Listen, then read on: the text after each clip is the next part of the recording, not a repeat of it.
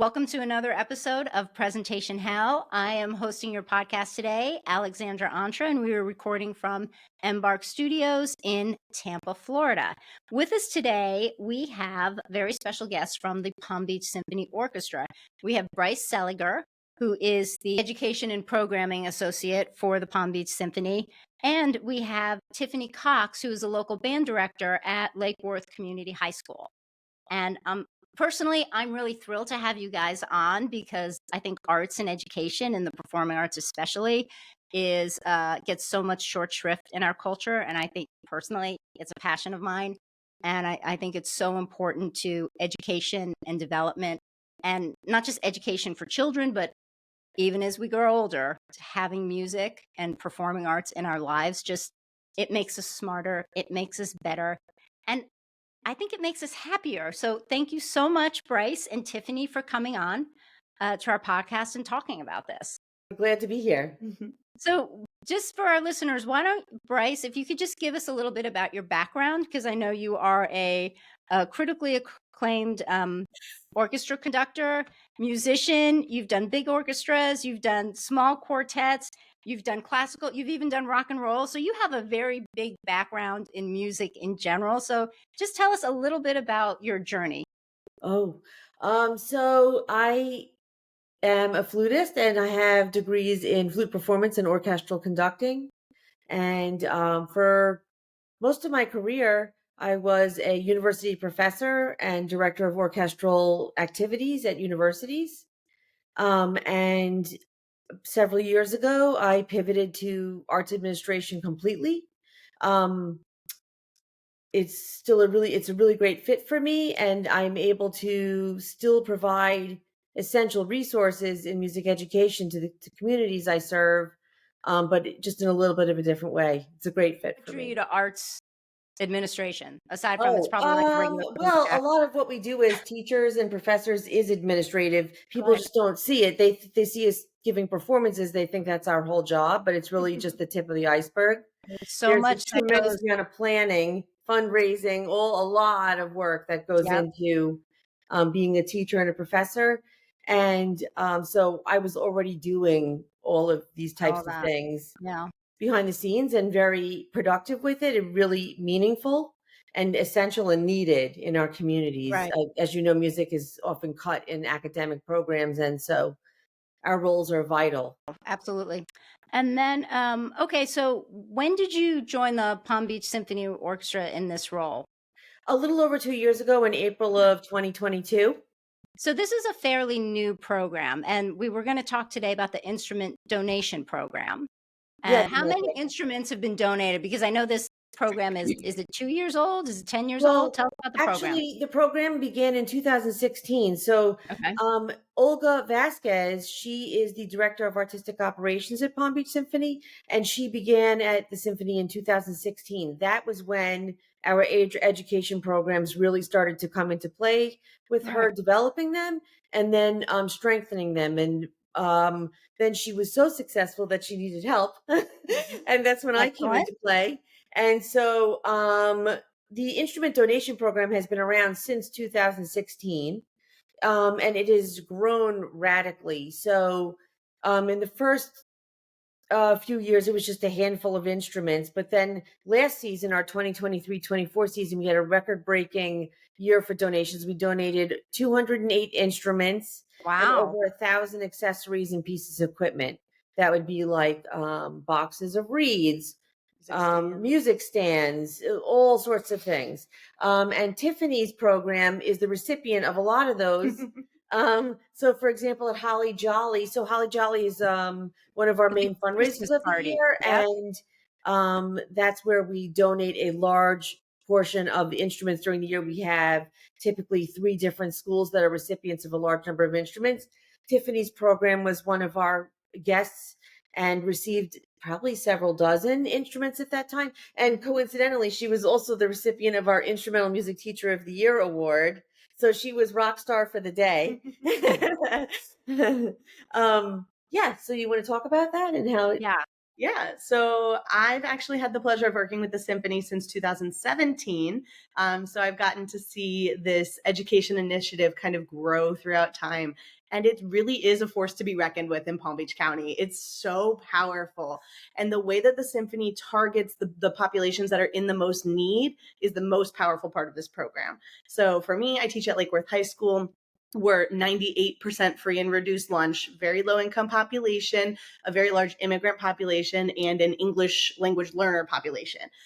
So our goal has been to bring in as many students as possible from as many backgrounds as possible and give them access to music. But there's so many limitations to that. So like a kid comes in and says, I want to learn to play trumpet, but to rent a trumpet is $30 a month. And that's A somebody's lot of money. phone bill. And so Yeah. it's hard to ask our families who can't even afford to pay for lunch to pay for an instrument rental. So that's where the symphony comes in, but it's so much more than that. So they've been helping us to build our instrument inventory over time. Our band program, because of the symphony's help, has grown from 9 students enrolled to 150 plus. Wow. Mhm. Yeah.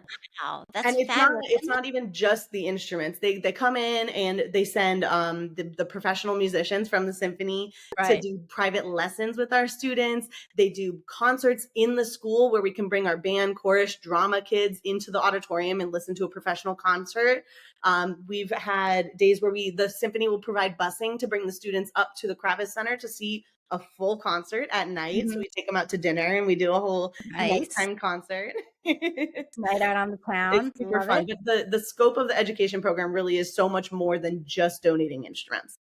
So let's talk about those instruments and the music program and how it affects education and how it affects a child. Do you have um can you tell us, let's make it, tell us about, a student whose, life went from, A to Z because of this program and how it really made a difference. Absolutely. There's so many examples throughout the years because we've been working together for 7 or 8 years now. One of my favorites is one of our students, Samuel Solis. He was Mhm. a saxophone player. Started with me like very from the beginning when I started at the school, and just was from a very low income family who couldn't afford an instrument for him. But he was one of the most remarkably talented students we've ever met. Olga Vasquez actually like was a big proponent of him getting into college. So she really supported him. And we actually worked with the symphony to get him a tenor saxophone to use at the school, which then was donated to the school after. So more students got to use it.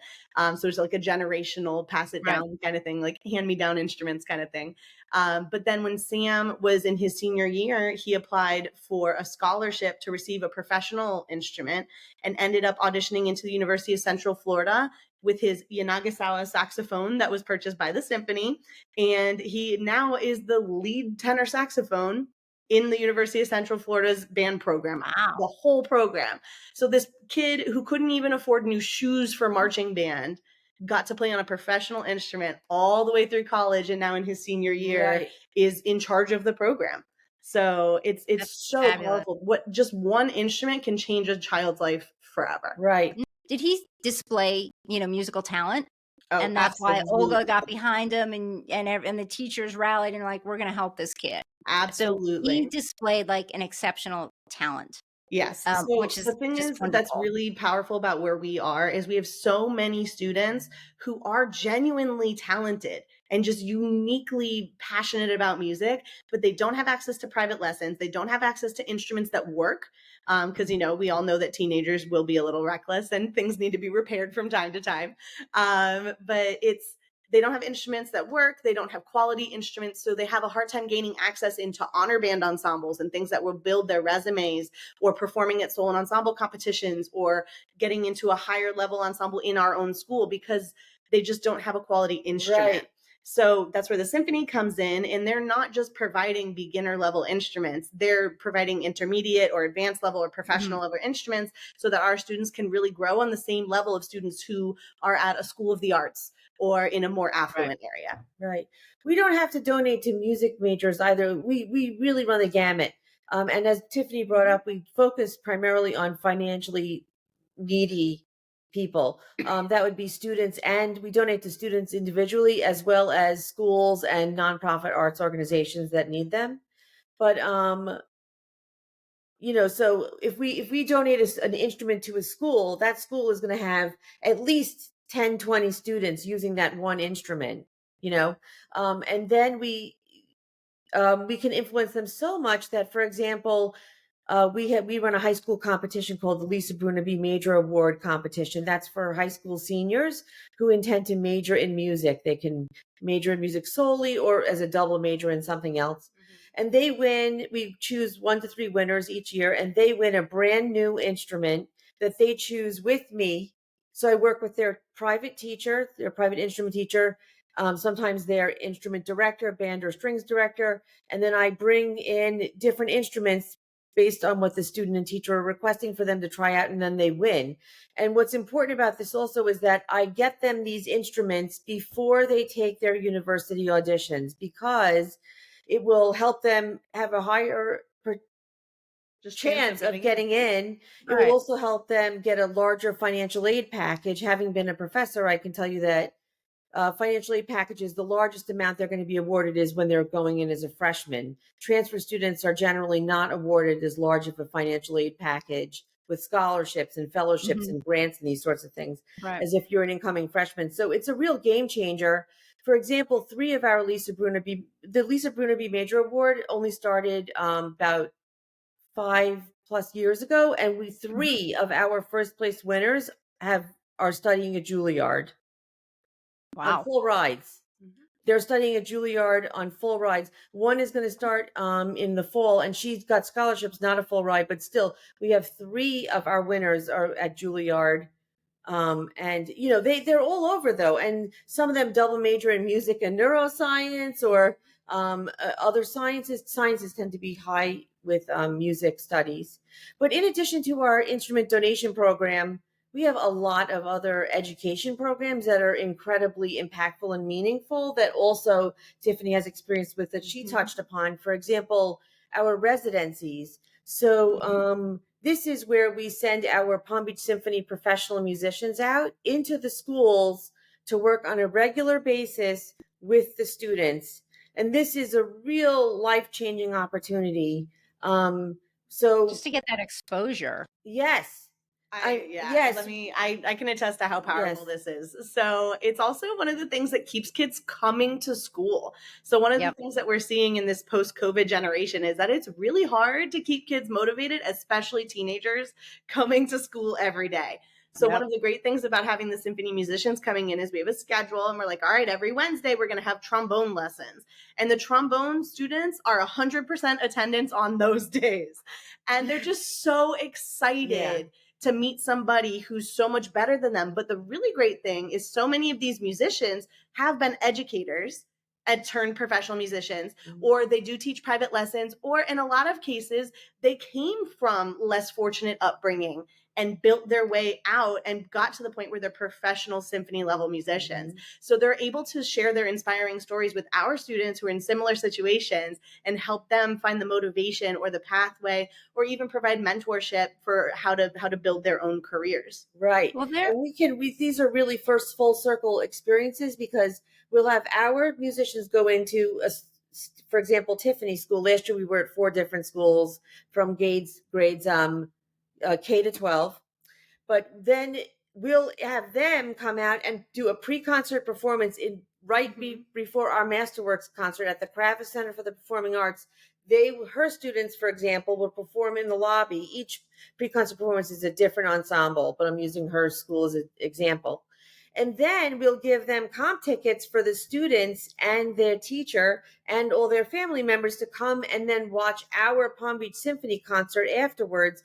So they're being taught by our musicians in their schools. Then they come and perform for our audience members in a very high profile event where there's roughly 1,500 audience members coming in, that they're all going to be exposed to Tiffany's student ensemble. And she even plays with her ensemble. Okay. And then we have those students and families come into our concert and watch their teachers perform on stage. Because a lot of what we do is nonverbal. You can't learn our art until you see it and do it. It's a real learn from seeing it that you don't get when you're watching a YouTube video, for example, or Right. listening to it on the car radio. It's the live performance. It's that interaction. Right. It's seeing the ensemble come together, Yes. seeing the wind section and the percussion section and the string section and how they all watch each other, but they're reading their music and Yes. playing and they're watching the conductor and seeing that whole interactive process. And then you also see how the audience responds because Yes, the audience right. gives energy. Excellent It's a point. flow of energy. Like Excellent it's point. almost like infinity from the stage to the Yes. audience to the stage to the audience to the stage to the Right. audience. Really, which is why like live performance and performing arts, I think, is such an important part of education. Right. What I'd like to ask, I'm like thrilled that somebody with limited resources has a path to become a professional musician because, as you know, there are not that many jobs for professional musicians, and you have to Mhm. be super, super talented and super, super brilliant at that instrument, and then, rehearse 10 hours a day every single day to perfect your craft. Mhm. What I'm also interested in talking a little bit about is the students where music helps you become a doctor or a lawyer or a neuroscientist, or it promotes Yes. the STEMs, how it just balances out your education for just like mere Right. mortals, That's a average great people. point. Music is really a cathartic experience. It is requires so much brain activity, both sides of the brain to do. It's incredibly focused. Do you want to talk more about? Yeah. So one of the problems that we have right now in education, just maybe in Florida, but I'm gonna say the whole Probably US, everywhere. is that we are pushing academics so hard on our kids that they're getting burnt out on school before they even get to college. And what we really Yes. need, Filling in the bubble. There's no passion to learning anymore. exactly, which is why we're having attendance issues, why we're having dropout issues, things like that, because we're sending kids to school to take tests. But what happens is when kids get involved in the arts, whether Yeah. it be music, visual art, drama, whatever it is, we find that they come to school more. They have a sense of belonging. They have a sense of pride, school Yes. spirit, community. Mhm. They get involved in their outside community, in their churches, in the local organizations, Yes. things like that. But then also they have a better work-life balance That's true. as they go into their professional lives. So what we do at the high school level is prepare students to handle career in college. And one of the big things with that is I always tell the kids, no matter what you're going to do, if you're going to go study neuroscience or whatever the thing is, like Right. biochemical engineering, do that, but stay in band. At every single Yeah. university that you go to, you can still play in a band program or an orchestra program. Right. You can still be in the marching band. You can still play in a jazz combo. Yep. You can still Mhm. make your own little rock band that you want to play in, but you have to keep music in your life. And that's what my goal has always been, is I'm never pushing music careers on our kids, is we just want you to keep music in your life, because the people that keep music in Yep. their lives are happier, healthier, your mental health is better, and you just have a better quality of life, and the Yes. relationships with the people around you are better. Yep. But you also, there's so many elements to it. Right. I Yeah. mean, I I'll have tell so many, you. I'm sure you've experienced this. So many people come up to me and say, I used to play the Mhm. clarinet in middle school and high school, and I really regret giving that up. Yeah. You don't have to be what we do is not just for those who want to be professional musicians. It's for anybody to Yep. be a contributing member of society, to have a feeling of camaraderie, to have an outlet, a sense of community, really be able to move through life in a healthy way. And there are a lot of community ensembles that they join. I mean, you can play in quartets that are with just your friends, or it's just you don't have to be a musician, a professional musician, Yeah. to So, experience happiness with that. whenever somebody, Condoleezza when we keep- Rice, isn't she like Condoleezza Rice is, I don't know if she's a classic pianist or a Oh yes, cellist. yes, that's right. And she just did that on Sundays while she was, Right. Secretary of State or head Right. of National Security. She just did it on Right. the side for fun. Madeleine Albright was a drummer. But Yeah. and then you have professional football players who play the saxophone winning the Right. Super Bowl. Right. So Yes. Or study ballet. It's Yes, funny. So right. for me, and the reason why the arts is so personal for me is I'm dyslexic, and in school, and this was a long time ago when there weren't a lot of things for learning disabilities and stuff. And so my mom put me in ballet classes, to this day, I still barely know my left and my right. Thank God for GPS, because you should drive with me.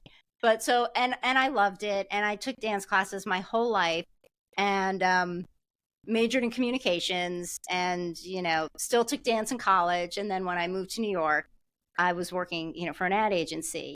And I still went to ballet class, 2 or 3 times a week, just for exercising, because it was fun. And it just made me more relaxed. And I remember we were working, long hours for weeks and weeks on this big project. And I was working like 10, 12-hour days. And finally, like one day, my boss comes up to me and she goes, "You're leaving at 5 o'clock today and you're going to ballet class." And I'm like, what is your what? She goes, "You are miserable and I can't stand you, and you need to go to ballet class because you're just miserable to be around." And I was like, okay. Mhm. But it I don't know if it makes you, I don't want to say it makes you smarter, but it gives you a perspective, and it gives you an outlet. Yes. And even more so, I mean, that conversation is from like 20 years ago, but even more so today, we have everything coming at us with like social media and politics, and everybody's just screaming constantly. And to your point about people don't want to go to school since COVID, because who wants to like log into a Zoom class? Although if I can do it from bed, then maybe I will just log into a Zoom class. And that having that, not just playing the instrument, but the camaraderie of being in a band, Mhm. because that performance is as good as the worst musician. It's as good as your worst player. So you want to make everybody better. It's not just about you. Right. It's community. It's an equalizer. I was just gonna say And that's that music is more fun for a 16-year-old than Mhm. taking a test. Yeah. Well, for us at the high school level, and especially in public schools and low income public schools, we're a Title I school. Music really is an equalizer for kids as long as we have instruments to play on. So Right.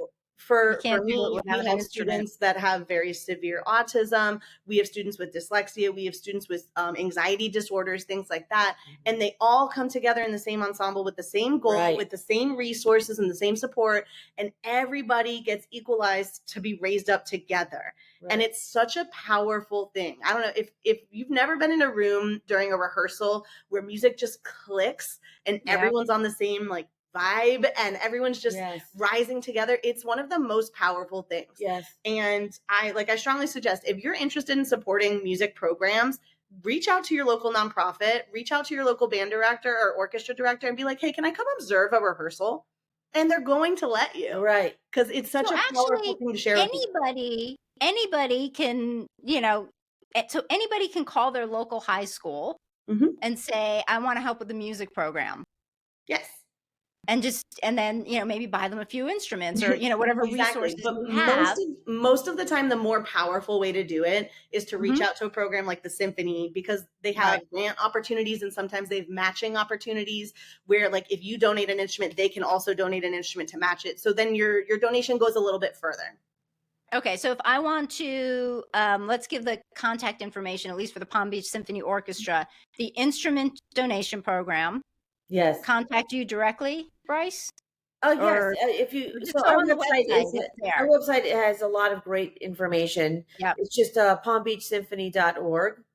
Okay. And we have websites for the instrument donation program, which is now supported by the Todd Barron Fund, and some other grants, including the NEA and the Cultural Council DeLuca Foundation Awesome. grant. We have web pages basically for all of our education, almost all of our education offerings. Yeah. Mhm. Awesome. So I'm gonna switch gears and just ask like a personal question. Do you have a favorite piece of music? Oh, that's hard for me because it changes with whatever I'm studying or listening to. Yep. I think that Brahms is my favorite composer. I'm very Russian. I can totally see that. But I'm also a trombone player, so there's that. Right. Okay. So my favorite better parts for what she Yeah, plays. we would sit still a lot in drums. I can't rest. Right. So Rimsky-Korsakov, the trombone concerto is my absolute favorite, and then Shostakovich, Oh, good the pick. finale from Symphony Number 5. Yeah. Wow. I love that timpani. Yeah. How about you? Do you have a favorite? I would, you know what always hits me, and this is going to sound really like boilerplate, but Tchaikovsky, Uh-huh. the Nutcracker. Uh-huh. And here's the thing. So, like I said, I've been into You're a ballet, and ballerina. well, no, but I've been like president of a ballet company, and we produced a Nutcracker every year. So from September to December, I was in rehearsals every single weekend. And of course, you hear it on TV during Christmas. It's the background music to everything. And I'm like, and it becomes an earworm for me. But then, and I was like, oh God, I can't listen to it again. But then every once in a while, like if I'm in the audience, it just hits me Right. how layered. Right. I was like, oh, this is why this is like, 200 years old. And people say it is so layered. Yes. And so sublime. And if you forget about all the hassles of performing and producing a Nutcracker with 75, little children, it's just like, it just blows me away. If I actually just sit and take a minute and listen to it, as opposed to hear it on a commercial, and I'm like, gosh, right. That's a really great point. I was thinking that you don't even have to be a musician to appreciate it. That's why you're an audience member. Right. So, you don't have to know how to play an instrument to be moved by music.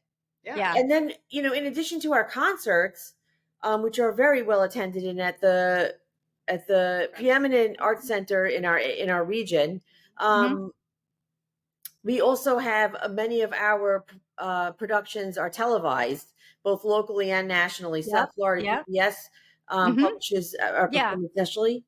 I mean, locally, and then we have national broadcasts also.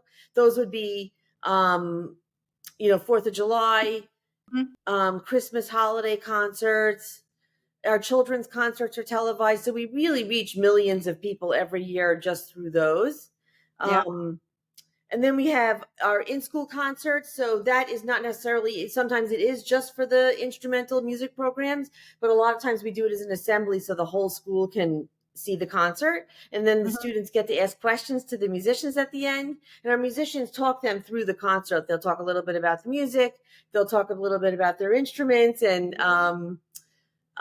teach the kids about what they're playing, the instrument they're playing, and the music they're playing. We have student performance opportunities that they play at a lot of our different events for us. We have side-by-side concerts. Those are really impactful. Of course, I mean, sitting next to somebody that's a professional level player elevates your musicianship immediately. You immediately understand what you're supposed to sound like, how you're supposed to physically move. You have an example of what you're aiming to be. It's just a totally transformative experience. And actually with the residencies, our coaches will also, in addition to coaching the students in a private, just a sectional, we call it, they'll also go and sit in with the musicians in the section while Tiffany is conducting so that they have an understanding of how to even do that in the moment with the ensemble. So I have a question for you, Tiffany. What do you tell your students, or how do you coach them? How do you help them get ready for a performance? Like, they're nervous. They're about, and obviously they practice and practice and practice, and they know their piece, but that the jitters of, the Kravitz Center is a very intimidating place. It's a beautiful auditorium. Or you just get up in your local, high school auditorium in front of all your friends. How do you help them? How do you psych them up to get there and go do it and perform? So one of the really cool things about having one of the cool things about having support from the Palm Beach Symphony is that I don't have to do anything by myself. there's always a network of support behind us that is Community. not helping only me, but my assistant director and helping all of our students. And I Right. think we all know that and we lean on it pretty heavy. Mhm. But one of the cool things that I always tell my kids is that I will never put you on stage unless you are fully prepared. Yeah. And we've been pretty true to that. I don't send kids to performances who are not ready. And Right. but I think part of that is us holding each other to a high standard. Right. But the standard is established by the musicians who come in and work with us and teach the kids, like, this is where you need to be. And the kids And are they always like, work okay, for that's that. where I need to be. Yeah. I want to be there. Yep. So I think the nerves kind of dissipate because you know that you have a village around you that wants you to be successful. You have a And task to do. It's about playing the piece, not about you. exactly. And but It's the thing about is the piece of also, music that you are putting forth for your audience, for your fellow bandmates. It's about that. It's not about you. And once you right. take the onus off yourself, the jitters goes away. Absolutely. And the thing is that's really powerful about our community and the what is it called? Members of the symphony and people who come and experience the concerts is everyone is always so excited to see the kids perform. We Yeah. have people Yeah. come up to us all the time and they're like, "Oh my gosh, you were amazing!" And the kids are like, "I made so many mistakes. Oh no!" Right. But Nobody hears the mistakes. They don't know what you missed. exactly. And everyone's just so excited to see the kids there making music. And because Right. they could be doing anything, they could be sitting on their phones, they could be out on the streets, but they came to the Right. Kravis Center to play music on their own time for everyone that was there. And Right. it's just a powerful community of people who really support the youth and support the arts. Right. Right. Excellent. Thank you so much for attending. Thank you for Again, having us. if you want to donate, check out palmbeachsymphony.org and look into the instrument donation program. But there are also many other places on that website where you can donate and get involved with music and music education and the symphony in general. Yeah, can I Thanks so just do a much for coming. shameless plug real quick? So Absolutely. we always have people come up to us and say, "Oh, I played clarinet when I was in high school, da da da da." Oh yeah. Okay, if that clarinet is sitting in a closet, give it to the symphony. Because what's going to happen is they're going to get it fixed up. They'll pay for all the repairs and get it to a school and get it in the hands of a child who needs it. So if you have instruments Excellent. sitting in the back of your closet, reach out to Bryce. Yeah. They'll put them to good use. Awesome. Thank you Great. so much for having us. We're happy to be a Thank part of you. this.